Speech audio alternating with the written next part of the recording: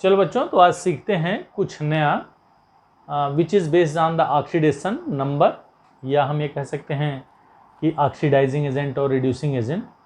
कोई redox reaction अगर दिया गया है, उस रेडॉक्स रिएक्शन में आपको ऑक्सीडाइजिंग एजेंट पहचानना हो, रिड्यूसिंग एजेंट पहचानना हो, या ऑक्सीडाइजिंग एजेंट या रिड्यूसिंग एजेंट का इक्विवेलेंट वेट निकालना हो, तो आप कैसे सॉल्व करोगे, ये चीज़ देखते हैं। हम जानते हैं कि ऑक्सीडाइजिंग एजेंट और रिड्यूसिंग एजेंट को हम ऑक्सीडेंट और रिडक्टेंट भी कहते हैं। तो सपोज के लिए आज का हमारा टॉपिक रहेगा, आज हम लोग पढ़ेंगे इक्विवेलेंट वेट ऑफ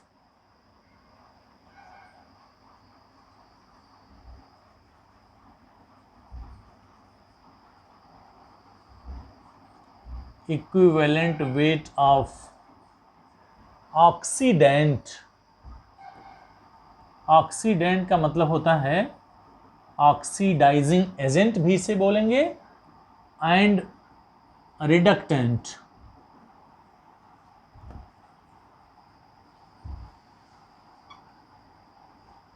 ठीक है बच्चों, तो किसी इक्वेशन में हम ऑक्सीडेंट कैसे पहचानेंगे, रिडक्टेंट कैसे पहचानेंगे, और हम उसका इक्विवेलेंट वेट कैसे निकालेंगे।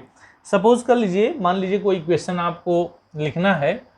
मान लीजिए हमने इक्वेशन लिखा बच्चा FeSO4 फेरस सल्फेट और प्लस मान लीजिए हमने ले लिया KClO3 पोटेशियम क्लोरेट।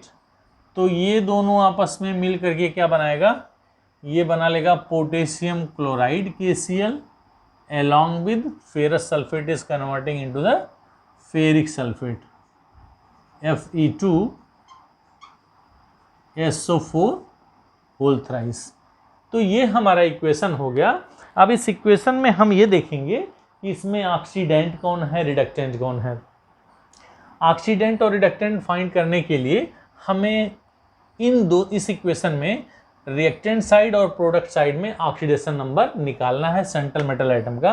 तो यहाँ फेरस सल्फेट है, इसका मतलब यहाँ इसका ऑक्सीडेशन स्टेट +2 होगा, और ये फेरिक सल्फेट है तो यहाँ आयरन का ऑक्सीडेशन स्टेट +3 हो गया।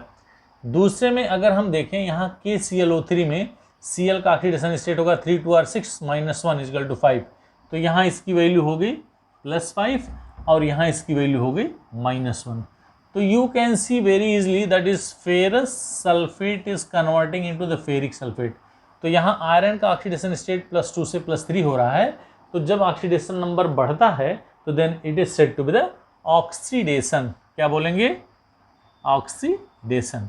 और दूसरा अगर हम बात करें, इसकी बात करें बेटा, तो ये पोटेशियम क्लोरेट में जो क्लोरीन था इसका ऑक्सीडेशन स्टेट +5 और यहाँ -1। तो जब ऑक्सीडेशन नंबर कम होता है तो then it is said to be the reduction. क्या होगा, ये रिडक्शन होगा। तो हमें ऑक्सीडेंट और रिडक्टेंट पहचानना है। तो जो ऑक्सीडेशन प्रोसेस में जाता है that substance is known as the reducing agent. तो यहाँ FeSO4 किस में जा रहा है, ऑक्सीडेशन प्रोसेस में जा रहा है। तो दिस इम्प्लाइज हम ये कह सकते हैं कि ये जो FeSO4 होगा ये क्या होगा, ऑक्सीडेशन में जा रहा है। तो ये क्या होगा बेटा, रिडक्टेंट होगा।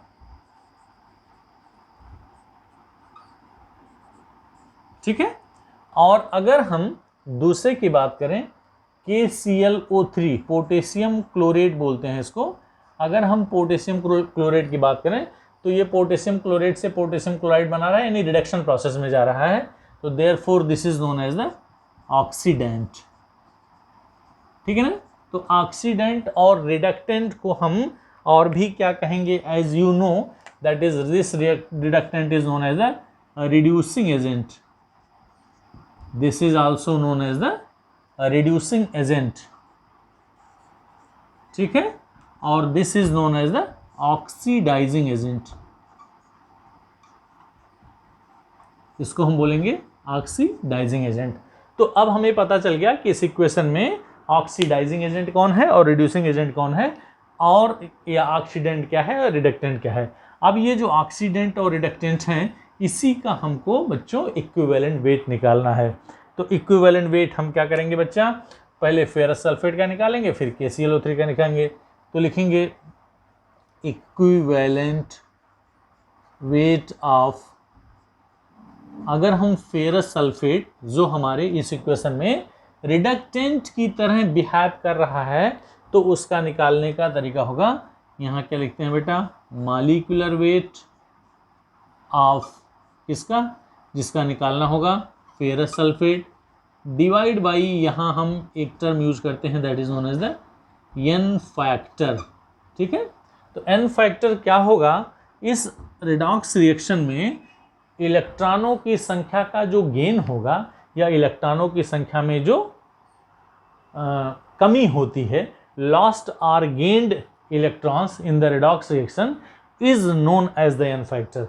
तो यहाँ से अगर आप देखना चाहें तो इस इक्वेशन को आप ऐसे समझने की कोशिश करिए बच्चों। देखा यहाँ फेरस से फेरिक बन रहा है, तो अगर हम फेरस आयन से फेरिक आयन का कन्वर्जन देखना चाहते हैं, तो फेरस से फेरिक आयन का कन्वर्जन मतलब फेरस से फेरिक में कितने इलेक्ट्रॉन का क्या हो रहा है, लॉस हो रहा है।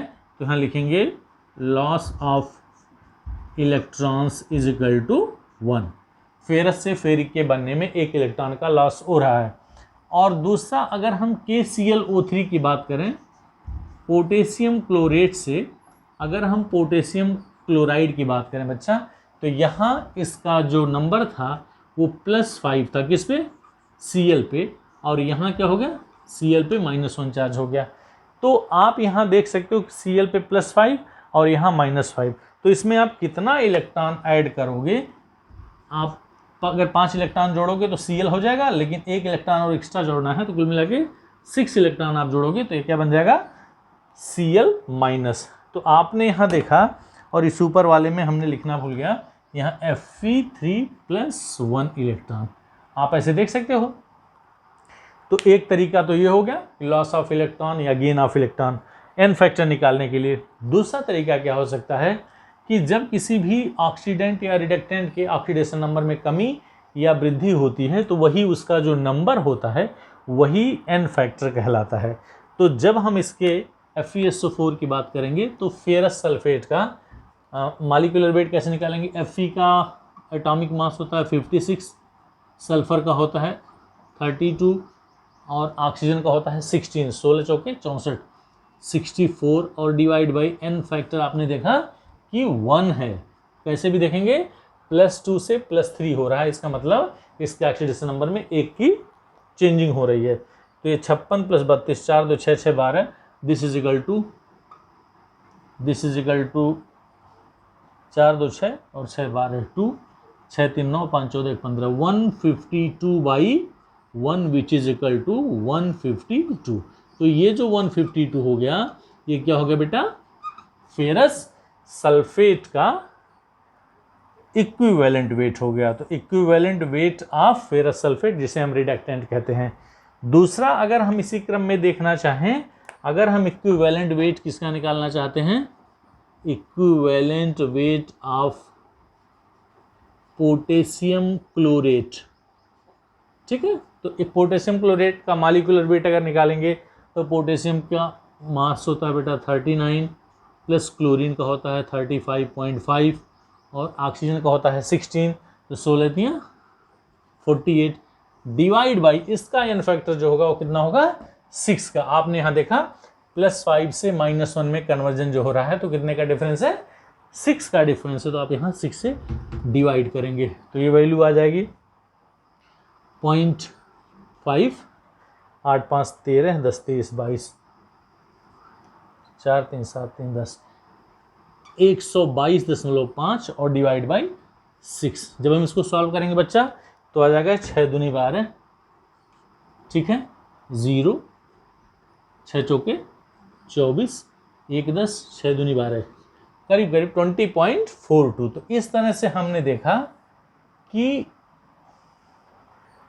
Equivalent weight of potassium chlorate जो किसकी तरह काम कर रहा था, ऑक्सीडेंट की तरह, उसका इक्विवेलेंट वेट आ गया इतना। और जो दूसरा था फेरस सल्फेट जो रिडक्टेंट की तरह काम कर रहा है, इस पर्टिकुलर इक्वेशन में उसका इक्विवेलेंट वेट आ गया 152, ठीक है।